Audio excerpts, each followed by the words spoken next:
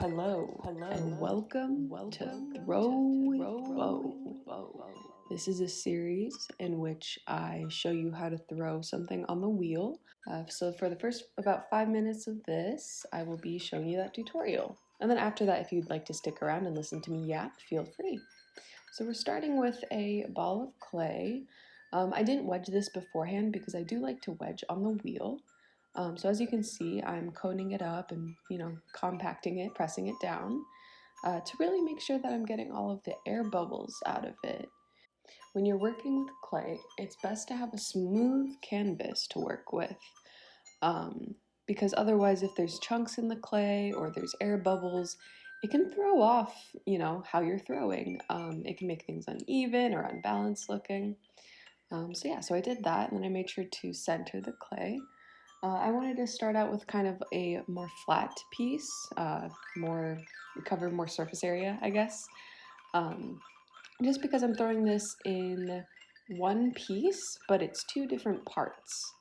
And I like to throw it together just because it keeps everything compact and, it's one less step in the process, versus throwing two different items and then putting them onto one. And now I'm measuring the thickness in the bottom of it. I want to make sure it's not more than about 1/4 of an inch. I do like my walls to be quite thin. If the clay is too thick in the bottom, it won't dry the same amount all the way through. And there will be a lot more opportunity for cracking and such. So I want to make sure that everything is pretty even all the way around. As you can see, I'm starting in the center. I'd like to start the center bowl first, just so that, I'm not hitting the outer bowl with my hand when I start to form that. I like to work inner to outer versus outer to inner, because if I work outer to inner, then it can mess up the inner and outer parts. Oh, well, there you go. I messed up just a bit, but that's okay. Everything's okay. I can always fix it. Now, if your rim ever does this and goes a little wonky, you can just take your handy-dandy needle tool and gently press it against the sides for a few revolutions of the wheel. And yeah, then you can kind of trim down that rim part. As you can see, I'm doing that and trying to even it out, balance it out a little bit better. I think the problem was that I went too thin too quickly, which I can get a little ambitious with that. I do like my walls to be very thin, so if I throw it too fast and the walls are too thin, then sometimes I can slip up a bit, and that's okay. The important thing is knowing how to fix it. But yeah, and I'm just, pulling up the inside, and I liked the shape of the inside, so I was like, you know what, let's start on the outer bowl. I want to make sure that I'm not pulling up the walls too close to the center bowl and not so far out that it ends up kind of like a plate or like a candle holder in a way. So as you can see, I'm kind of I'm compressing the sides to make sure that they stay bowl shaped. If you're throwing a cylinder or if you're throwing a bowl, the wheel naturally wants to pull the clay outwards. So the way to combat that is to kind of pull the clay inwards, kind of like a upside down cone shape. Because then, with the wheel wanting to pull things outwards and you're pulling stuff inner, it makes it easier to shape. It turns into more of a cylinder, right? Versus bowling out too much. But for this, that wasn't super important because I did want it to kind of have a bowl shape. But yeah, so here I'm just shaping it into a star because I do love stars. I think stars are just very fascinating, and it's also kind of my brand now. I just make star-shaped stuff. Feel free to check me out on Instagram if you'd like to. No pressure though. But yeah, you can make any type of shape you'd like. You can do a square, you can do a circle, you can do squiggles. You can just leave it as it is, honestly. Some people, or I haven't seen it yet, but you can do heart-shaped, chip dip bowls, snack bowls, whatever. But yeah, and then here I'm wiring it off with my wire tool, which is super thick. I love this one because, I don't know, I feel like it doesn't splinter me as much as, ones that I've gotten in the past that are thinner. It's more heavy duty, I guess. But yeah, so the tutorial's over. I hope that you gained a lot of knowledge from it. If you have questions, let me know. I can try to help.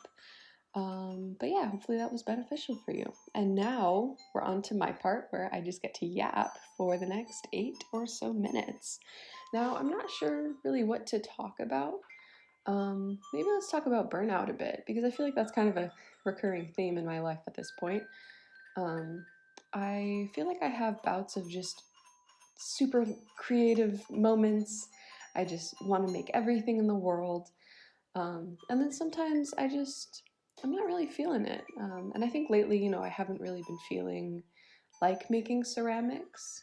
I kind of got a little tired out from that because I made a lot of the same thing. And something for me, I feel like that I'm learning is that if I'm making something, right, and I make a lot of them, I can get bored with them just because it's too repetitive for me. I want to be able to explore different creative ideas, and I like to make different types of things. I've made little like pots with faces on them. I've made different types of jars. I'm working with bowls right now, as you can see. And yeah, I think I'm just having fun with it, fun with the process and like figuring out different shapes I can do or different ways to, I guess, innovate and make it look funky, make it look fresh. I feel like uniformity is very nice and cool. I do like uniformity. The little perfectionist inside me does very much enjoy perfectionism, or just things that look very symmetrical and such. But I'm learning with clay and such and other things in my life that it doesn't have to be perfect. Things don't have to be, and the standard of perfect is constantly moving, it feels like. So I try to be wary with that. But I can do things to the best of my ability. They don't have to be perfect, but if I'm happy with them and it's not hurting anybody, I think it's okay. And I feel like you should, have the same type of mindset. Even if it isn't perfect, do you find joy in it? Do you find joy in creating and such? I feel like people kind of get stuck in the way that they think, they have to make the next big thing, the next perfect thing. It has to be like absolutely amazing, and this is going to be your big break. This is going to be, the thing that changes everything forever. But in reality, it's not really like that. I feel like, these big changes and such, I mean, sometimes they come all at once, but sometimes it's like, a buildup over the years of different lessons you've learned and such. And it doesn't feel like this big event or, this big turning point in your life. It's just a bunch of little things. And I'm learning to, embrace the little things in life, and to be okay with things moving at maybe a slower pace than I would like them to. I feel like, in the past, I was like, oh, whenever I start my art business, it's going to change everything. I'm going to feel this and that and whatever. But, that's not the case. I feel like this kind of slower movement of, selling some of my artwork and stuff is helping me to not burn out as much as I probably would have, because I don't feel the pressure to create. I don't like creating and feeling like I have to create, like it's an obligation, right? I want creativity to feel like it's my safe space. Like I have the option to create if I'd like to, but if I don't want to, that's okay. So I think, taking away the obligation or scheduling of certain things. Sometimes it can be a little mentally frustrating because I'm like, well, I need to post certain videos at certain times. I need to get certain things done at certain times.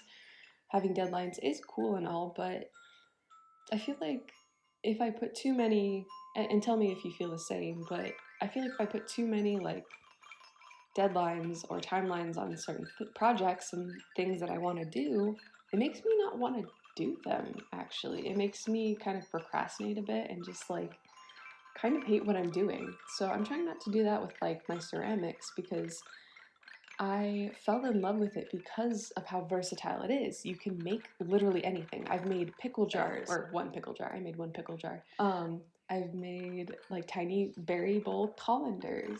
I've made pots. I made some pots for my sister. I made some coffee supplies, like a pour over type thing, and a milk steaming pitcher for my sister.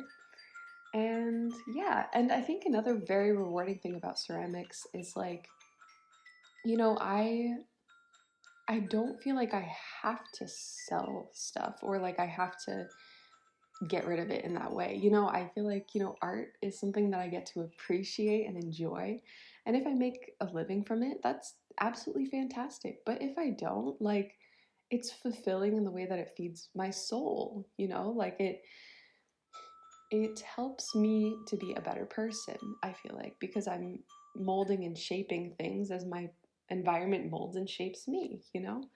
Um, and there's always going to be room for improvement. There's always going to be room for, you know, evolution and such. But I think enjoying where you are right now will really, truly bring you happiness. Because if you're always looking to the future, if you're always like, oh, what's the next big thing? What's the next, you know, market I have to go to or get to go to actually? Because getting to go is such a privilege and it's so fun to do.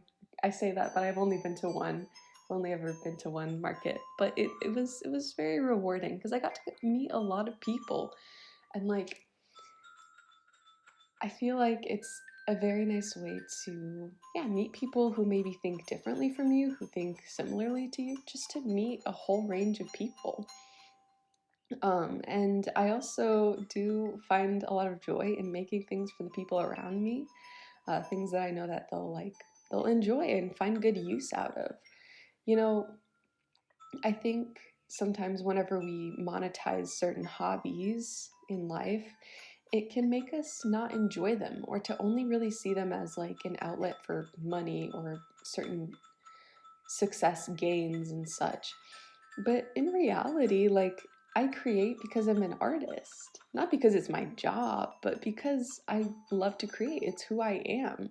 I'm an artist and I like to make things. I like to make things for people. I like to, you know, see if there's a need maybe someone has in their life. Like, if they maybe need a little bit more help, you know, eating in general or like snacks and such. That's why I decided to make these single serving snack bowls because sometimes, you know, you don't want to be eating like a bunch of different, like a whole meal, you know, and it's good to, I guess, work with what you have. And I know that like I'm a very snacky person, so I can just put apples and peanut butter or like hummus and pretzels and chips and whatever, you know, in these bowls and eat them like that. And then there, I have a meal for the day. But yeah, anyways, I hope you enjoyed this video. Maybe if you threw with me, I hope that was fun. If not, if you just like listened and such, that is totally okay as well. I hope you have a great rest of your day today, and I hope that you are able to create if you so desire. And if not, you know, I hope you get the rest that you need so that you can create what you would like. So until I talk to you guys next, I hope you guys have a great rest of your day. Take care. Farewell. Goodbye. Adios. Goodbye. Adios. Goodbye. Farewell. Goodbye. Adios.